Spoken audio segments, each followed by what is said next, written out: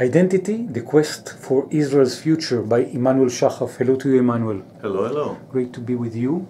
Let's talk a bit about things that are happening in the region between Israel, who is not sitting in the table, and Iran, regarding the nuclear weapon. What is your perspective, your spotlight about the negotiations that are taking place right now?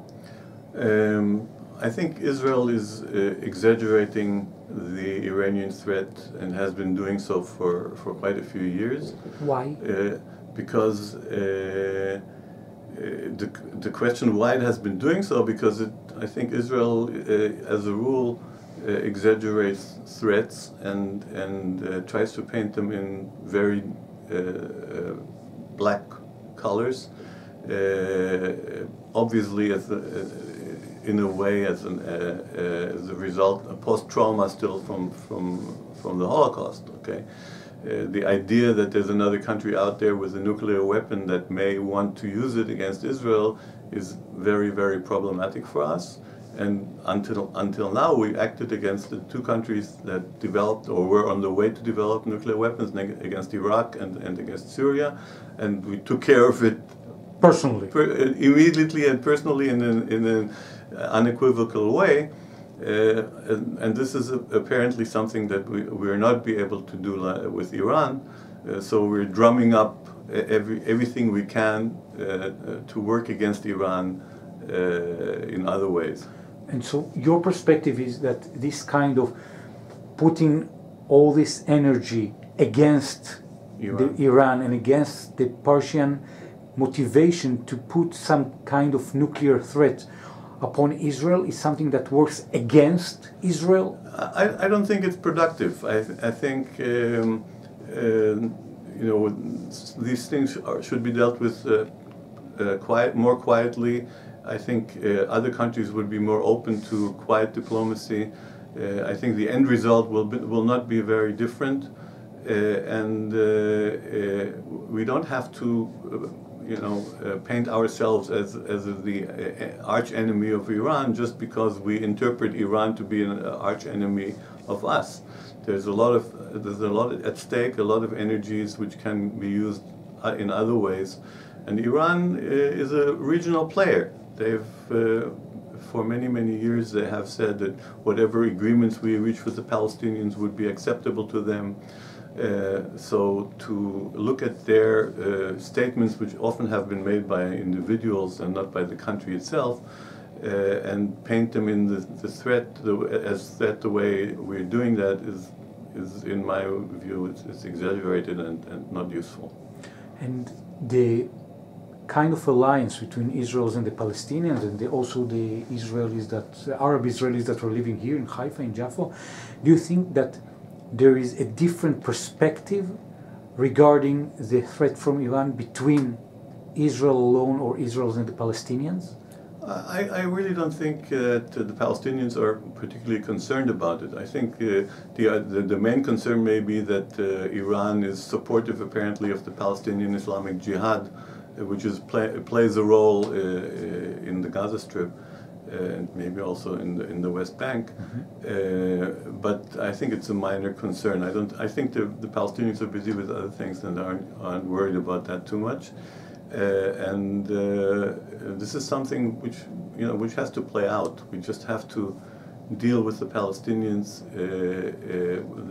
find a political way to move ahead, because we're moving towards a one-state solution, if we like it or not. And Iran is also supportive of this kind of idea. Well, Iran is supportive of anything that we agree to with the Palestinians. So, and they declare that. At least until now, they've declared that many times, and they haven't gone back on that. Mm-hmm. So as long as we're in that, we're doing things in consensus with the Palestinians, we're on safe ground with regard to Iran. Let's talk about, you've mentioned one state. Let's talk about the economy of this one state regarding a new article that was published in Israel. What is the main message of you while interviewed to that kind of article? The main message is that we are economically we're in one state. We're in one state, de facto in one state, and we have been. There are certain elements which make this still a two-state environment, but they're all counterproductive. It's one of those things that we like to play both sides of the game, and we're doing it to the detriment of both. Okay, we're not doing it to the detriment. We're doing it to the detriment of our economy because we're not exploiting all the possibilities of one economy, and we're doing it to the detriment of the Palestinians who suffer from the fact that we're not one total economy. And we're cheating. We're telling the world numbers which aren't correct, because the Israeli GDP numbers, which are in the $42,000 per capita per year, do not reflect the economic reality we live under. If we figure in the West Bank, which is definitely part of Israel's economy, we get to a GDP of 27,000. Okay, which puts us in another league. And obviously people understand why we don't like to show it that way. But actually we promised the OECD that we will put the real numbers up, but we never kept our promise.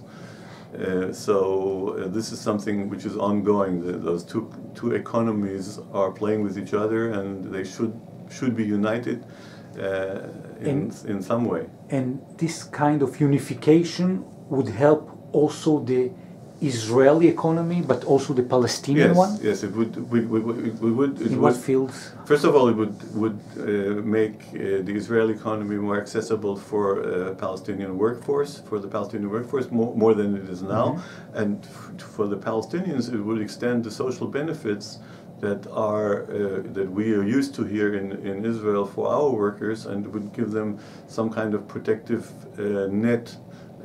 That would protect their economy against ups and downs, which they don't have right now. Let's talk a bit about education, about students from the Israeli Arab citizens that are living in Israel.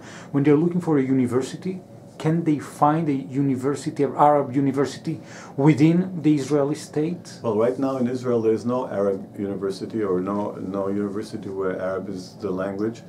And it's probably one of the reasons that many Arab Israeli students go to study in the West Bank, in universities in the West Bank. Some of them are actually quite high quality, but there are thousands of Arab Israeli students who travel every day, or they live in dormitories there and study there, and that's also another part of the two economies moving together. Okay, the students study there, they live here, the constant exchange, and that's something which is ongoing.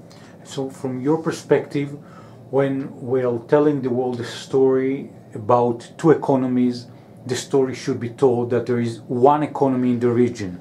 When we are trying to say, for instance, the COVID-19 issue is an internal Israeli and the Palestinians should solve it by themselves, it's still one region. And also in the education field, the academy, you're saying, let's look about the big picture, we should be united. Yes, it's quite obvious, and we're moving, and this is people recognize this, and this is widely discussed also in the media, that we're moving to a one-state reality. We're still trying to play two states on certain issues, and for political reasons, of course, because vis-a-vis the world, it's a problematic position. But in actual fact, we're getting closer to the one-state scenario every day. And the politicians have to catch up with it. That's all. And one of the ways of doing that is moving towards a federation.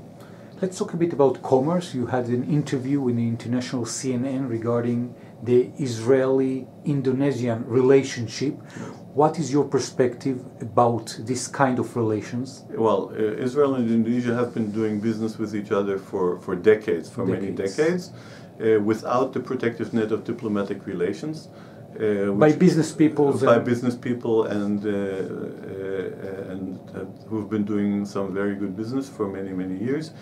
It's moving on, and it's getting more publicity, and politically it's still a problem in Indonesia because of our reluctance to settle things with the Palestinians. but it will continue to grow and prosper, and eventually it will also get the political backing it needs, this way or that way. So I'm not worried about that. So you're saying that political representative from Israel, maybe from Indonesia, should speak loudly about this kind of cooperation that is already happening for decades. Yes, they should talk about it. It should be published. It is published. It will be published, and the more the reality will grow on the politicians, the more they will realize that they have to do something about it and formalize it in some way. So the federation, the one-state perspective, we're talking about security, Iran, we're talking about economy, we're talking about education and students, but also about commerce. Emanuel Shahaf, I want to thank you very much. Thank you.